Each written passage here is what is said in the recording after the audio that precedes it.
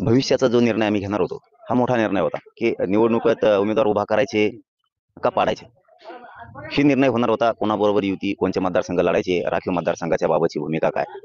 हे आम्हाला 29 ऑगस्टला ठरवायचं होतं. परंतु आम्हीच खरंच मराठा समाज नशिबवान आहे, की 29 ऑगस्टला निर्णय घेतला असता आम्ही, त्याच्यानंतर जर सरकारनं निवडणूक पुढे ढकलली असती, तर आम्हाला खूप परिश्रम करावे लागले असते. बरं झालं, की सरकारनं हे आमची बैठक होण्याच्या अगोदरच सांगितलं, की डिसेंबरमध्ये निवडणुका. आता 29 ऑगस्टला आम्ही का घेणार होतो बैठक?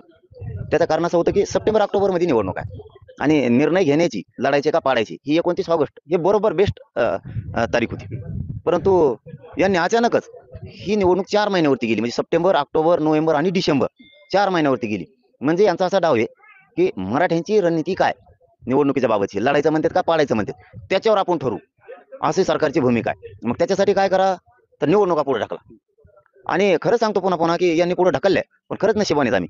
बरं झालं आम्ही 29 ऑगस्ट तारीख घोषणा केल्याच्या नंतर यांनी निवडणुका पुढे नाही ढकलली आहे. बरं झालं, की आमची बैठक होण्याच्या अगोदरच यांनी निवडणूक पुढे ढकलली. मग आता आमची रणनीती आम्ही पुढे नाही पडू देणार. अजिबात नाही पडू देणार. साधारणतः बैठक कधी होईल आणि 29 तारखेला या आंदोलनाला 1 वर्ष पूर्ण होणार आहे. तर मग पुढचा प्लॅन काय ठरलेला आहे? नाही पुढचा प्लॅन नाही ठरला आणखी.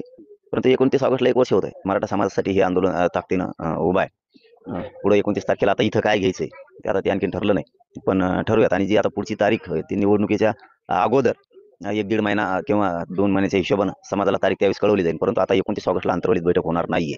त्याचं कारण असं आहे, सरकारनं निवडणुका पुढे ढकललेल्या आणि आपली काय रणनीती आहे, आपण काय कोणाला पाडायचं म्हणतो, कोणाला उभा करायचं म्हणतो, हे ते सरकार बघणार होतं. तुम्ही आता बोलता-बोलता गृहमंत्र्यांवर आरोप केलेले आहेत, की यामागे गृहमंत्र्यांचं